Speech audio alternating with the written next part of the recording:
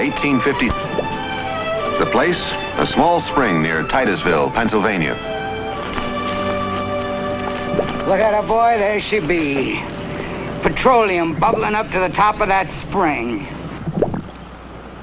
Petrol for rock, oleum for oil. Plop? Plop? The blanket lummox. Now watch and learn.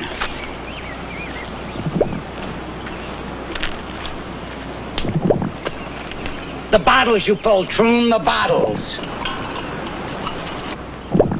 Now, this is the way we gather our petroleum, boy. Now hold that bottle steady. Hallelujah, we are in business now. Makes the blind see, makes the lame walk. One dose of Iroquois tonic and the Jim Jams and the Collywobbles all disappear. Comes right from the very bowels of the earth. And I am selling it to you for $1, 8 bits, 10 thin dimes. $1, folks, and this bottle of Iroquois tonic is yours. Yes, sir, here you are. Come, boy. Here you are, sir. Yes, sir. Here you are. Iroquois tonic, nature's miraculous remedy. The red man's secret of health. It's useless. Bunk. As a medical remedy, why, the bottle's worth more. It's no good? Not at all? Mr. Townsend, you came to my laboratory at Yale and asked me to investigate this petroleum. Perhaps if people just rub it on and don't drink it? Mr. Bissell, as a health remedy in any form, petroleum is absurd. But as a fuel for lamps, it's extraordinary.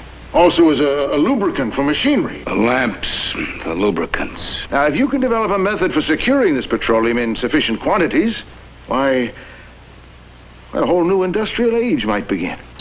We thought of it as a patent medicine. All we wanted from you, Professor, was a testimonial. I mean, you being the most eminent chemist in the country. Well, gentlemen, you should be glad that I've given you instead the world.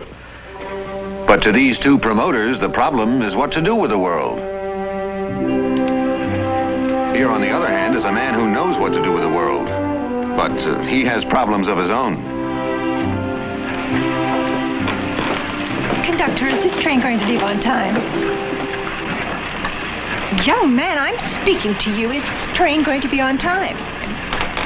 You know, I was just thinking that if one more person asked me that question, I was going to quit. Madam, I am grateful to you. If you want the train to be on time, you signal the engineer. I'm going home. And here, an irate passenger who could not know she had just changed history.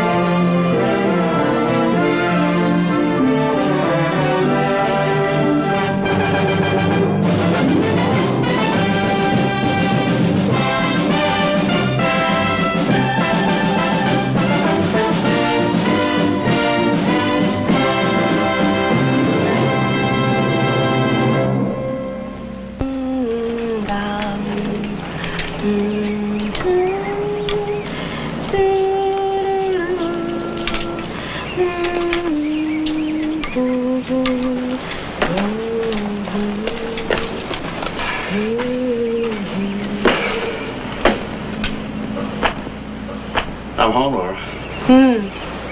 You quit, Edwin, didn't you? Well,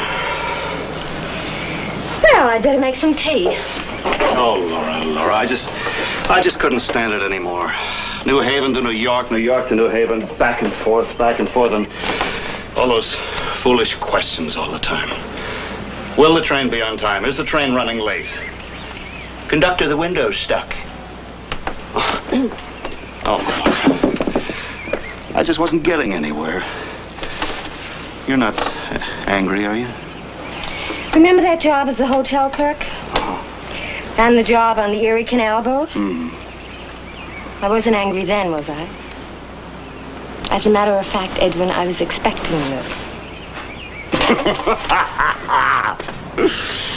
That's my Laura. You know, someday I'm going to get hold of something and I'm going to stick. Something about which people will say, there's only one man in the whole world could have done that. Edwin Laurentine Drake. I'm sure of that. Only... Only what? Well, until that happens, we have to eat. And we have to make the payments on this house. So, it's a good thing we have some money in the bank. We had money in the bank.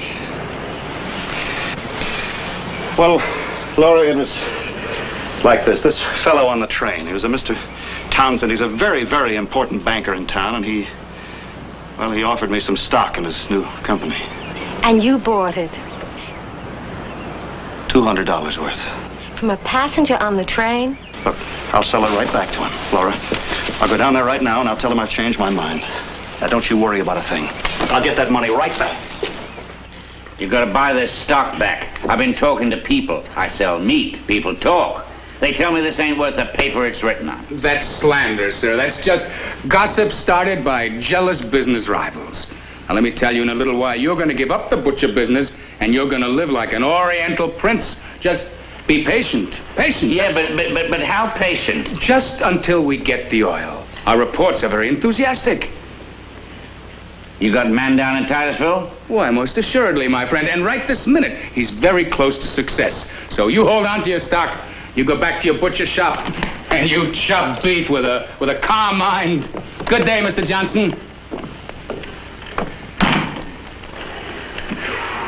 Boy, that's the third one today. James, we're facing disaster. Don't you think I know that? Buy back the stock. Can't even sell it. Except the whole world is dried up. Nobody wants even one single share of Seneca oil. Well, perhaps we ought to send a man down to Titusville. Send a man down to Titusville? Where are we going to get the money? Come in! Pardon me, I'm looking for Mr. Townsend. Oh. Edwin! Down. Oh, Edwin, my old friend. Now, good to see you. Mr. Bissell, I'd like you to meet one of our stockholders. How do you do, sir? He's presently associated with the New Haven Railroad. Mr. Edwin Drake. Sit down, won't you? Thank you very much. How have you been? Very well, thank you, sir. Good, good. Now, don't tell me, Edwin. Let me tell you, huh? You've come here to purchase some more of these very valuable petroleum stocks, haven't you? I'm aware of the fact that you got in rather cheaply last time, but the picture's changed. Company's booming. The market price has risen, so I'm afraid you're going to have to pay a little bit more to get in this time. Well, I'm afraid I don't want to get in, Mr. Townsend.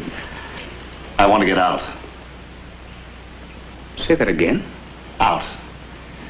You see, I'm a little short of funds, and I thought perhaps if you could buy back the stock. You've come at a very unfortunate moment, Mr. Drake. We are just about to close up. Well, now, don't misunderstand me, Mr. Townsend.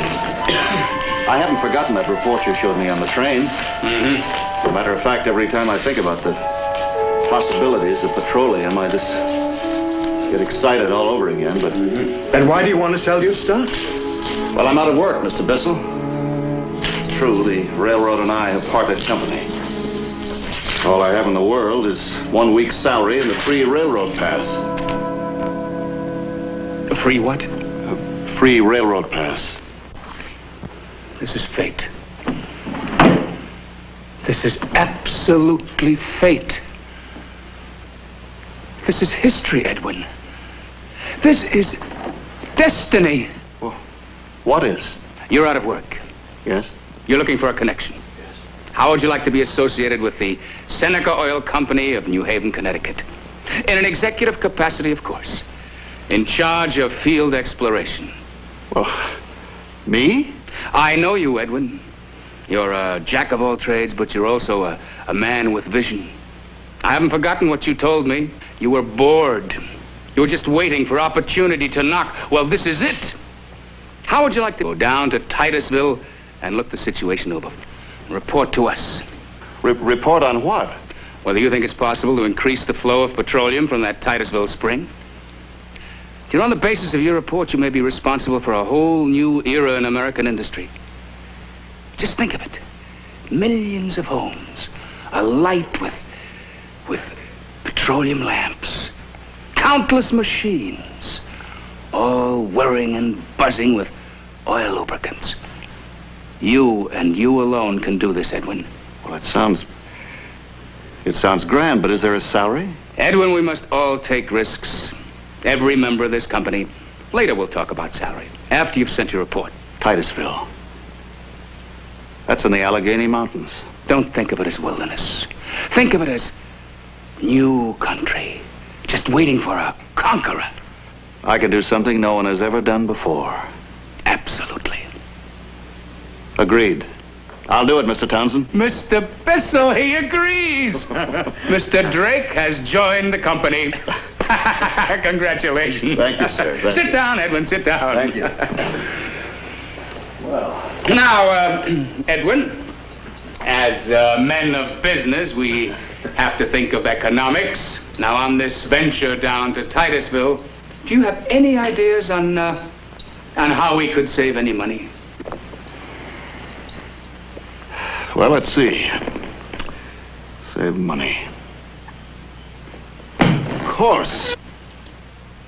I know how to do it. I can save the railroad fare down to Titusville by using my free pass. Excellent! Edwin, that's excellent, really. You know, I never would have thought of that. I wouldn't have thought of that in a million years. Titusville, northwest corner of Pennsylvania. Population, 125. One general store, one livery stable, one hotel, and a bubbling spring. Afternoon. Afternoon. It's quite a phenomenon. Not to me, it ain't. Why do you say that? Yeah, 'cause it just seeps into everything. Is there that much of it? Mister, I'm a farmer. Now, a farmer don't waste nothing. And I done found only one good use for that there oil. What's that, sir? Well, sir, it smells so bad awful it keeps the blowflies off me and my mules. By the waters of the Titusville spring, Edwin Drake sat and wrote his report. An inspired amateur rendering an opinion to the world. Splendid, Edwin. Excellent. I believe it, Mr. Townsend. I believe it just as I believe that the sun will rise tomorrow morning. There's a lake of oil underneath that ground. And you propose digging a well to reach it? Well, why not? Nobody's tried that before.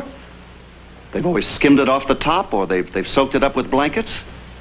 They dig for salt and they dig for water. Wait a minute, just a second. I've read the report. Very well. We'll try it.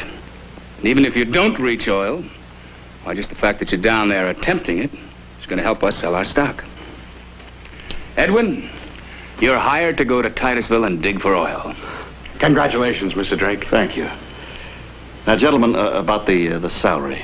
$1,000 a year, plus expenses. Wonderful. I accept. On to Titusville. Goodbye, Edwin. Goodbye, gentlemen. We'll send you the money. Of course, we'll have to raise it first.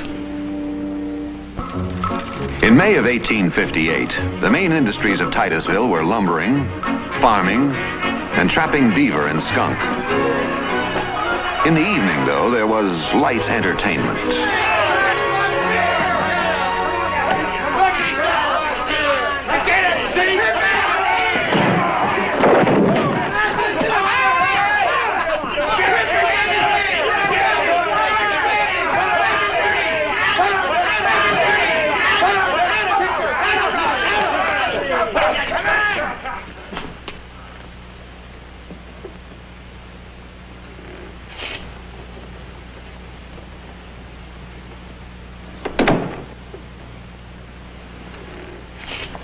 Tarnation, but if it isn't that fella Drake. Why, welcome back to Titusville, Mr. Drake. Thank you. The missus? Oh, excuse us, ma'am. The men were just funning. I'm Billy Robinson, proprietor of this hotel. My wife and I would like accommodations, Mr. Robinson. Well, this isn't a New York hotel, ma'am, but we got beds.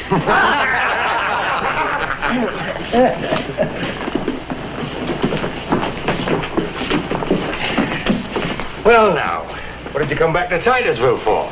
Petroleum. Oil. Again? That's right. I plan to dig for it. You're gonna do what? Dig. With a shovel. Now, you can't be serious, mister. What do I owe for the room and board? $6.50 a week for you and the missus. Oh, digging, that's kind of foolish, isn't it? There really isn't much oil, you know, only a tiny little bit. A couple of gallons that seeps to the top of the creek. How would you know if there's only a little bit? Well, I've got eyes in my head, haven't I? Has anyone ever tried to dig for it? Have any of you? Well, you use your eyes, Mr. Robinson. I'll use my brains and my hands. Now, which way to our room, if you please? It's at the top of the stairs. Thank you. Oh, aye. There was a letter come for you. Funny, though. Last time he was here, it was Mr. Drake. This time, it's Colonel Drake. Must have been a war in New Haven.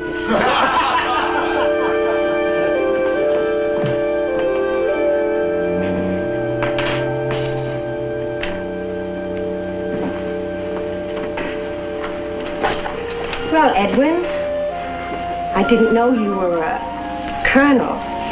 It was Mr. Townsend's idea. Give me a title.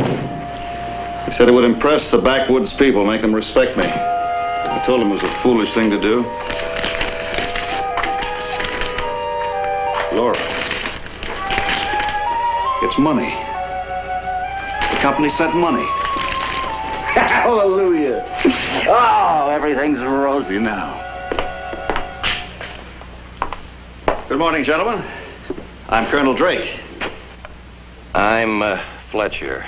Mr. Fletcher. I'm Wilson. How are you, sir? Now, gentlemen, I'd like some shovels and some picks. Shovels, eh? Picks. Let's see, I'll also need some spikes, I believe. Well, I'll tell you, Colonel. I got none of them things. None? No, I sold my last shovel to Abner Fenwick about 2 months ago. I don't expect another shipment for weeks. Do you mean to say there isn't a pick or shovel in this entire town? Well, how am I supposed to dig a well with my bare hands? Wouldn't recommend that, Colonel.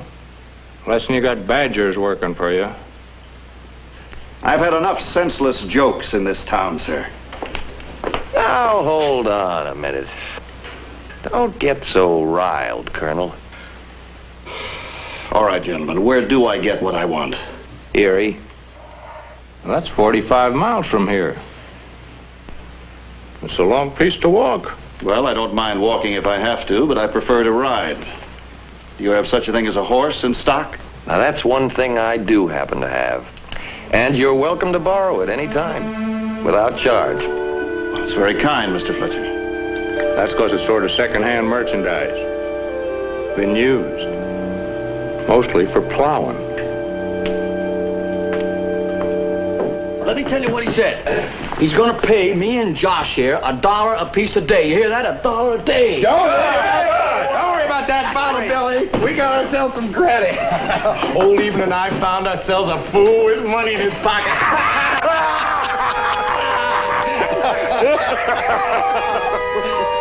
The colonel got his shovels, his picks, his spikes. Yes, sir. And by late June, Edwin Drake had begun his well. Hey, Colonel, you keep digging, you're gonna hit China. All right, boys, come on, keep digging. If you want to enjoy yourselves, you can join these other clowns. Come on, dig. Yes, sir, Colonel. Yes, sir. Oh, Colonel Drake? Yes, sir. I'm Brewer. Yeah, I own the lumber mill in these parts. Digging, eh?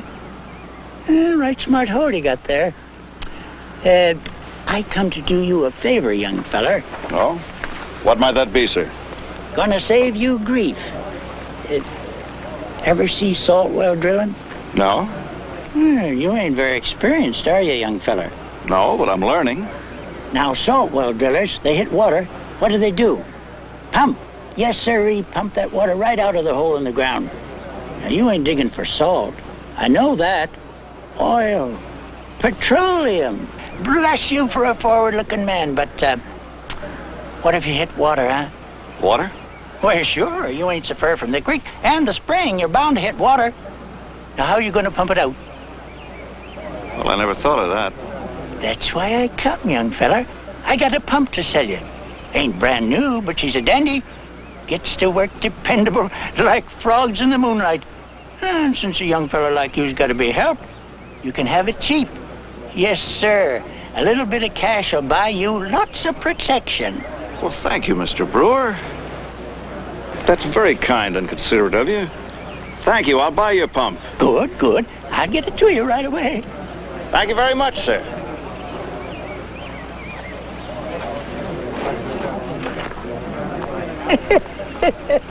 Yes, sir. He sure is a chicken asking to be plucked. Hey, make way, fellas. The Colonel's lunch is coming. Hey, the Colonel's lunch is coming. I came early. How's it coming? Oh, it's coming along fine. Just fine. I brought you some beef and pie. Hey, missus, you ought to bring him some brain food. August 1858. The hand-dug well was down 15 feet. The pump was set up. The sun was high. It was close to noon.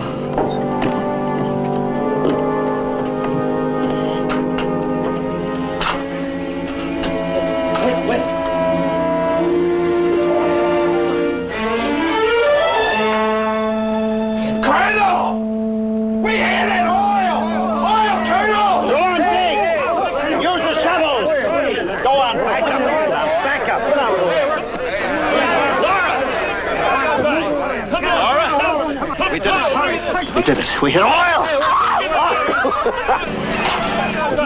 Come on!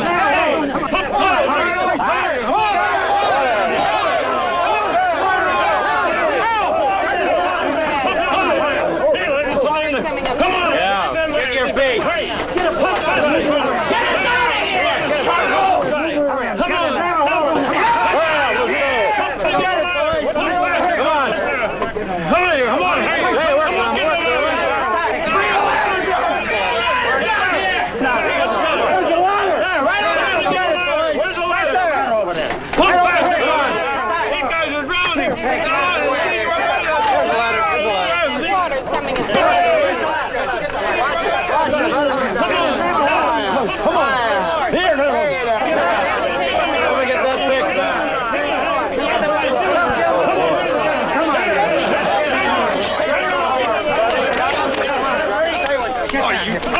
Satisfied now, you maniac.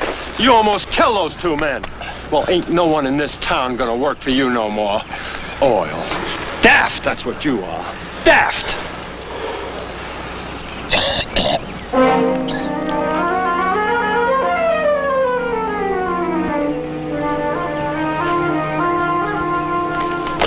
Edwin!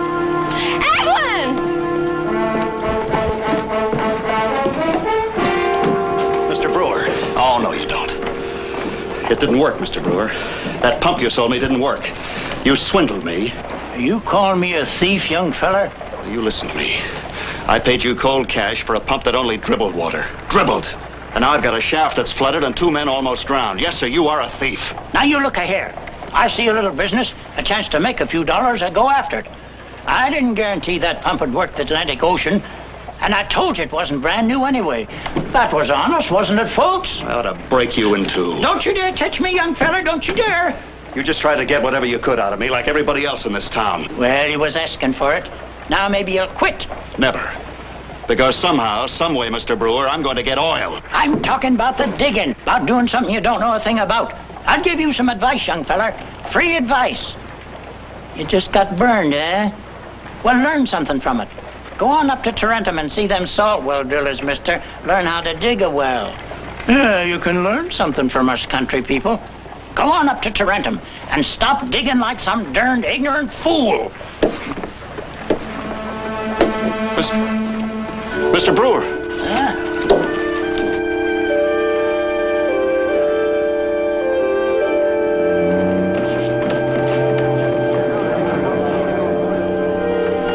The salt well drillers of Tarentum drilled by kicking down. Brine would rise to the surface in the narrow hole they drilled, and by evaporation, they would secure salt. It was September 1858 when Drake came to Tarentum. He looked around, he asked questions, and he got an idea. That seems like a slow and tedious method of drilling a well. That's right, mister. God gave man 2 legs, so we could use one for a spare. Any man with 3 legs could make a fortune here.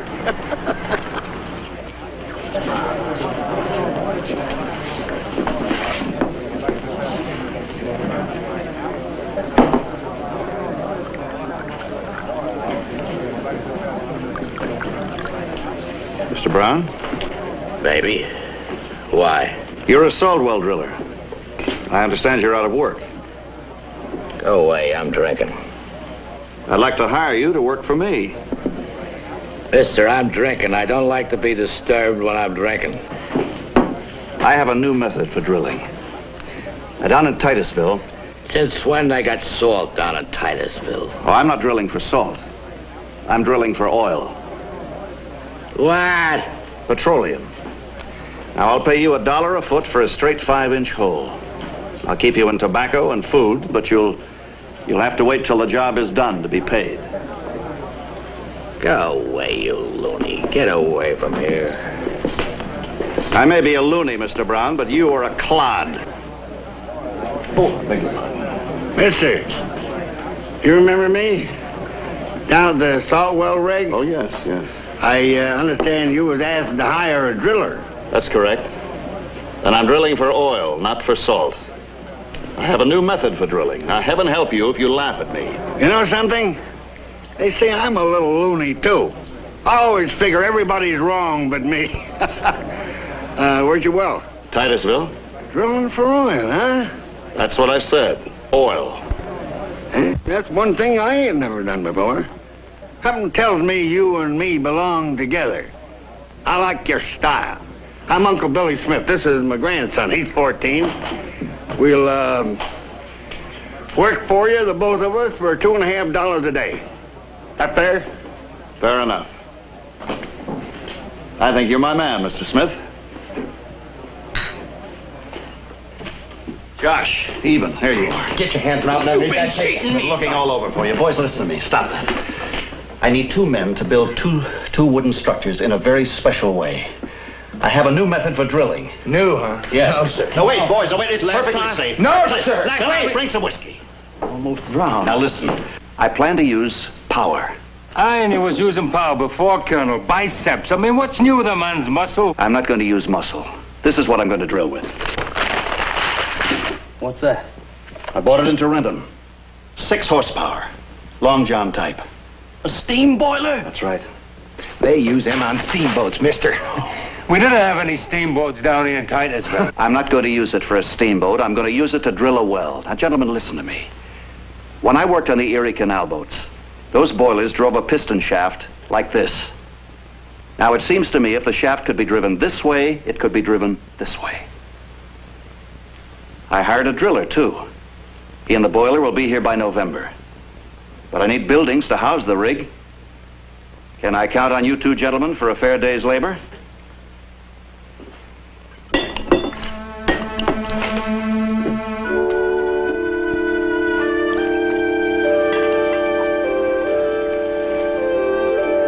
Same money? Same money. All right. All right. Good. We start tomorrow at dawn. Well, drink up.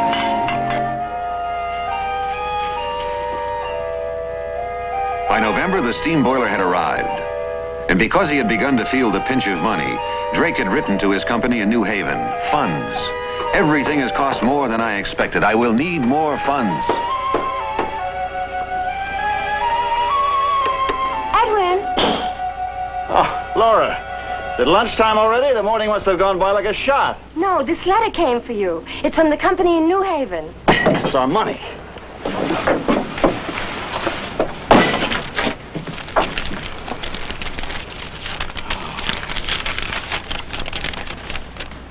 My dear Edwin, we are quite upset over this expense for a steam boiler and those buildings you are erecting. We've been down in Titusville for 6 months already, and all we've gotten are bills and no oil. It's no wonder we're not selling any stock.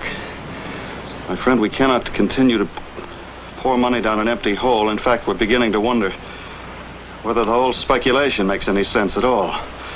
Therefore, I'm sorry, but we cannot send you any more funds for expenses. No more money. But I only paid $100 down for that steam boiler. I still owe $400. I owe wages to my workmen. I have tools to buy. Hey, Colonel!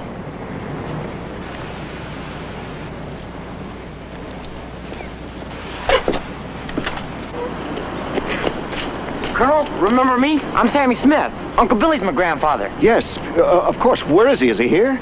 No, sir. He fell off a drilling platform in Tarentum and busted his leg. He won't be able to come to Titusville till next spring. I can't wait till spring.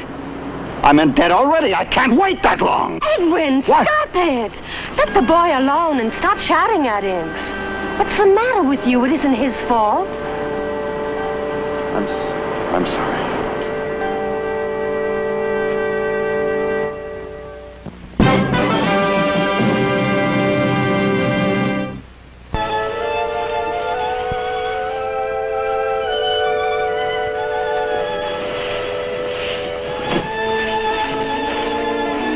Edwin.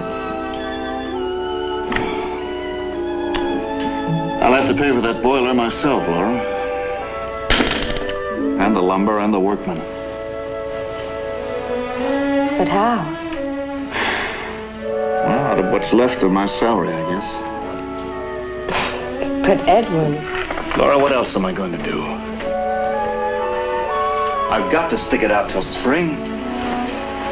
But Edwin, if we use up your salary, I mean what's left of it, and the boiler and the workmen, well, how'll we live? How'll we pay our bills? Well, I'll ask for credit, I guess. But we'll lose everything. We'll be paupers. Are you afraid, Laura? Is that it? Have I ever been before? It was you I was thinking about. Then I'll tell you this. I'll live anyway. I'll do anything, because nothing else matters to me except that I drill this well. So, that's it, Colonel. That's why you want credit. I need more equipment. I need ropes, chains, cable. I want it all ready when my driller gets here. Which ain't gonna be till spring. I'll tell you something, Colonel. I got more faith in the Judgment Day than I got in oil. In other words, the answer is no. Now, hold on. I ain't said that. Fact is, I like you, Colonel. Yes, sir, any man that has the nerve to go on in the teeth of these conditions, well, that man's got my cheer.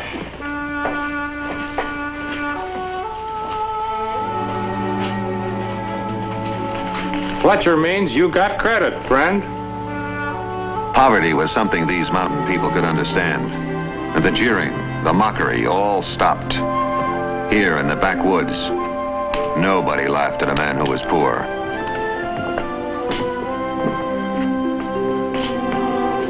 Billy Robinson, proprietor of the American Hotel, invited Drake to a free drink on the house. He was willing to extend credit, too. December became January. January changed to February, and still no answers came from the company in New Haven in reply to his continuous pleading for funds. Then it was late March, and spring was in the air. A country dance was held to greet it.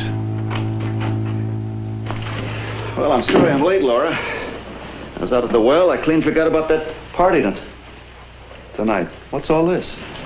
I'm packing, as you can very well see. I'm leaving. You're what? Leaving. You sold our house in New Haven, Edwin, didn't you? Laura. Don't lie to me. I received a letter from the new owner. She wanted to know if I'd like some of our old furniture, since she doesn't have any use for it.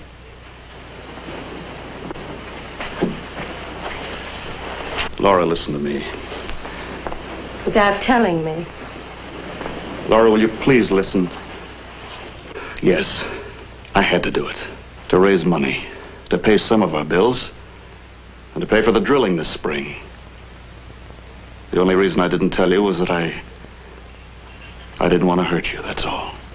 You sold our home, Edwin, without asking. Without even telling me. Laura. It isn't the fact that you sold our home. That doesn't surprise me. But that you as good as lied to me. That's what hurts. That hurts, and that's why I'm going. Laura, will you please try to understand? I didn't mind being poor. I didn't mind the abuse and humiliations because it came from strangers. But if you lie to me, if you don't trust me, well, that's an insult. From someone I thought who needed me. From someone I loved. And that I cannot bear. Laura. Let me be. I'm going. All right, if you're packing, pack a bag for me, too. What good is it if I find oil and I lose you? Laura. You're the last and only fire I have to warm my hands at. If you go, that fire goes out. Everything will be winter then. I don't think I could stand being that much alone. Wherever you go, Laura, I go too.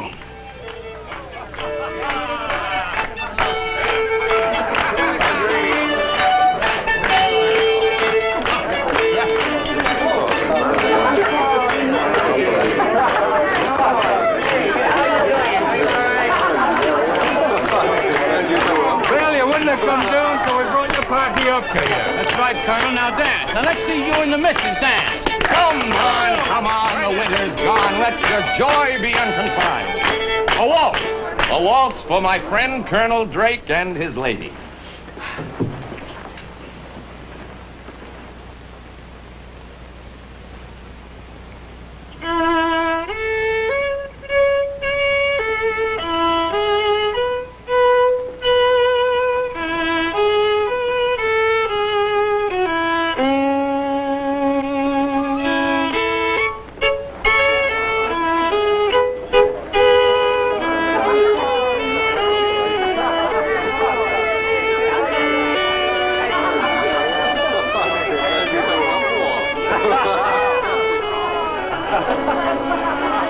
Forgive me, Laura.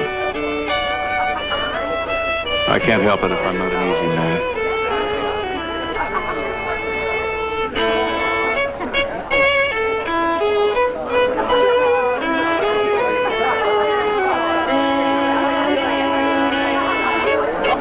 Colonel Drake! He's coming, Colonel. My pa, he's coming. He sent me on ahead, but he'll be here in a few days.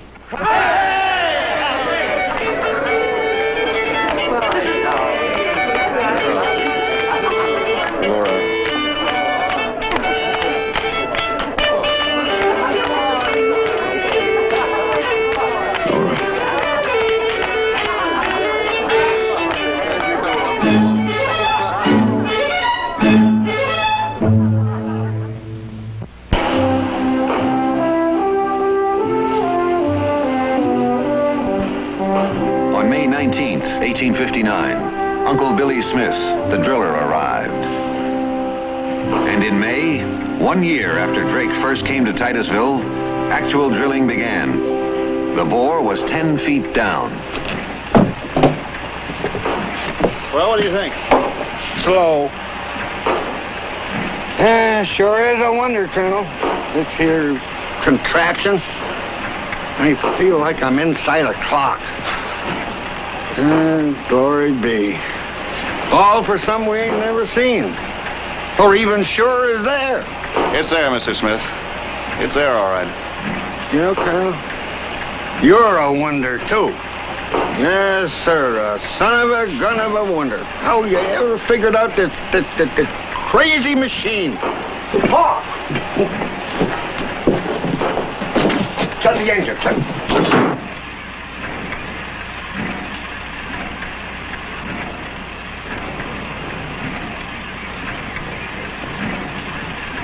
Quicksand!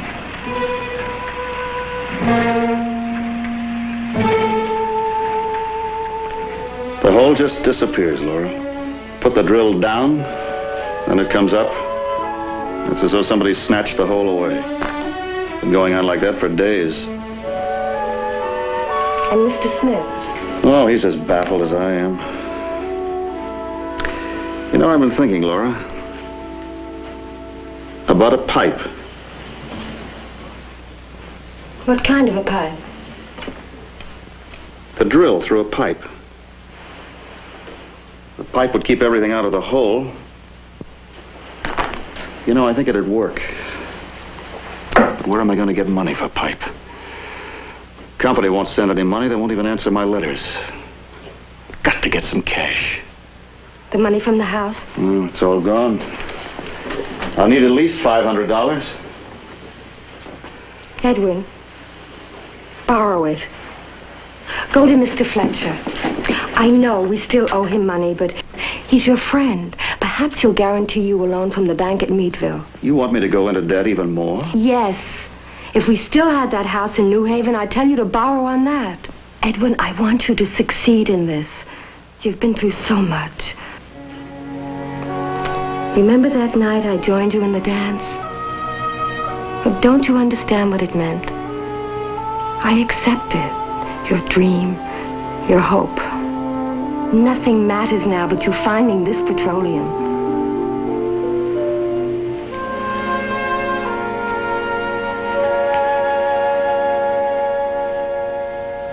Cast iron pipe. 50 feet of it in sections. Will you go the note for me? Will you have faith in me? You're an honest man, Edwin. I've got faith in you. But I don't know about Wilson here. How about you? Will you go for half? Don't hurry me.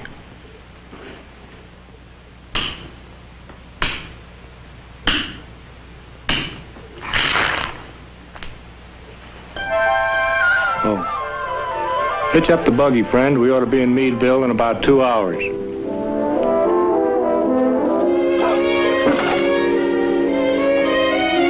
In July 1859, the pipe arrived. It was driven through the quicksand, and at 31 feet... Bedrock. We're down to bedrock. We're through the quicksand. Well, let's start drilling. Slowly, steadily, the drill pounded.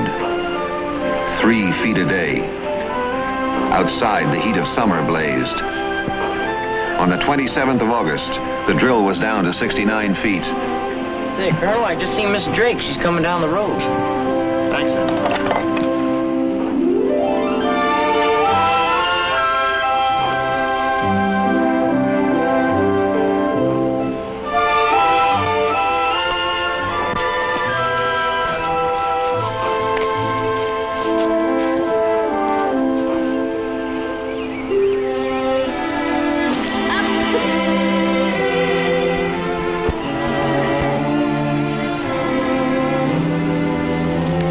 This wasn't very sensible of you. Come out in this heat. Well, this came for you. It's from the Seneca Oil Company. Perhaps it's money.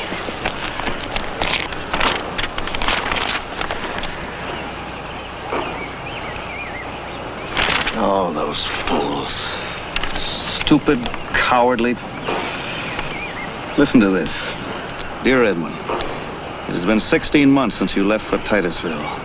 We have received no petroleum, but only unreasonable requests for funds. Meanwhile, the sale of our stock has been zero. Therefore, it has been decided that we abandon the entire venture. This letter is to direct you to close down all operations, cease drilling, shut the works, and return forthwith to New Haven. Unreasonable requests. They send me no money, let me struggle, go into debt, then they high-handedly tell me to shut down the whole project. All right, if that's what they want, that's what they'll get. You'll do nothing of the kind. Laura, as far as I'm concerned, that thing can burn to the ground or rot where it stands. Uncle Billy! What are you doing? I'm going to shut down that engine once and for all. Uncle Billy! Edwin, listen to me. Nothing has changed. Can't you see that? Everything you have done up to now, you have done on your own. They never helped you. For a whole year, you didn't need them. You don't need them now. You can finish without them. Only one thing has changed. One thing. When you began, you were a fool. You were ignorant. But now it's those men in New Haven who are the ignorant ones and the fools, and you're the expert. Think of what you have learned, Edwin. That is the only thing that has changed. Are you going to let those fools stop you? You have got to go on.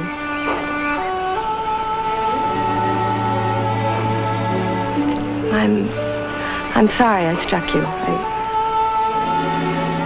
It just came over me. I couldn't help it. I said it before, and I'll say it again. You're a wonder, Laura.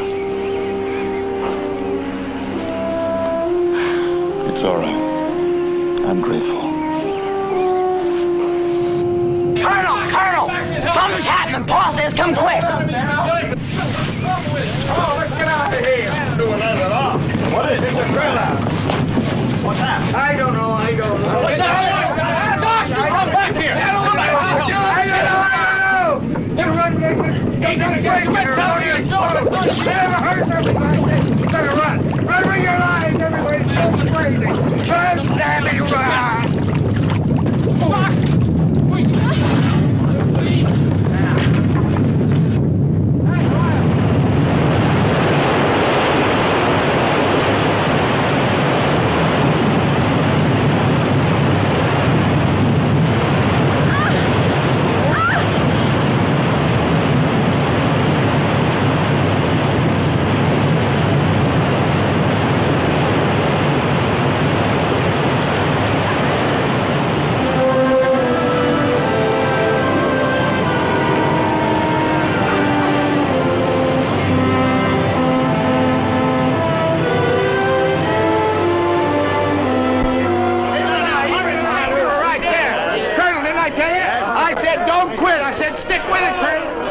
He drilled the first oil well.